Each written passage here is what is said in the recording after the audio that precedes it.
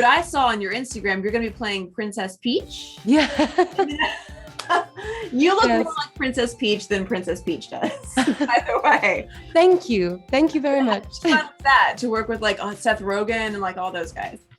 It's so much fun. I have unlimited amounts of respect for all of the work that goes into it because these artists are just incredible. And I'm a little bit lazy in some ways, so I enjoy doing things for homework or research, like playing a video game. Right. Like, I'm working.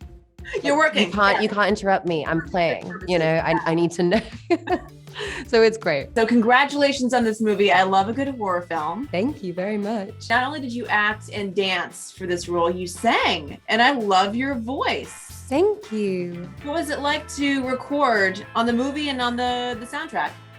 Well, it's quite extraordinary because Edgar had not heard me sing when he gave me this role. So there was definitely a moment when we were doing the read through, I just thought, I'm gonna get fired. He was very generous because he, really asked me, how do you think Sandy would approach this moment in the movie? Do you want accompaniment? Like, how do you want this to be? And I just thought it was far more vulnerable, but also you got to know her better as the audience if it was a cappella and slower and kind of just more melancholy, because the song is it's very bright and happy up-tempo, but it's a little dark and a desire to fit in somewhere and to find a place where it's all going to be magical.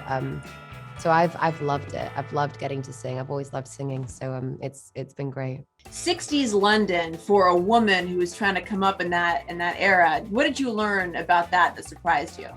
Is it bad to say I wasn't surprised? It's just people, whenever there is some kind of power imbalance, if you're in with the wrong people, things tend to kind of go badly. And I really felt for Sandy because as someone who had no connection to the entertainment world and so desperately wanted to be a part of it, I really feel that hunger.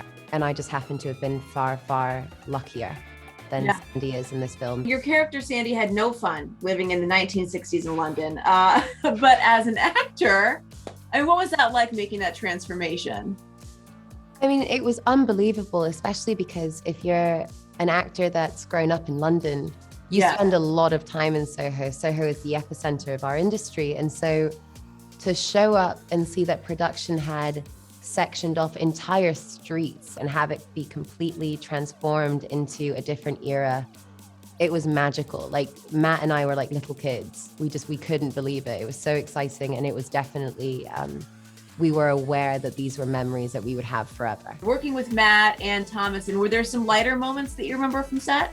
Oh, absolutely. We spent most of the time laughing because you have to, between action and cut, you're being asked to go to such dark, vulnerable places that you kind of have to have that levity outside of it to carry you through the film. And the three of us loved each other very much, and we had a ball, especially with that dance scene. We had so much fun. By the way, congrats on becoming Dior brand ambassador, and then you have the FDA Face of the Year award coming up. I mean, did you ever expect that you would become this like fashion icon on the carpet? Because we always look forward to what you're wearing every time. Thank you so much. I grew up a real tomboy. Like, clothes did not enter into my hemisphere at all until I started acting. And that transformational aspect of clothes, I've completely fallen in love with it. And it's such a wonderful way to express your creativity. So yeah, I'm having a ball.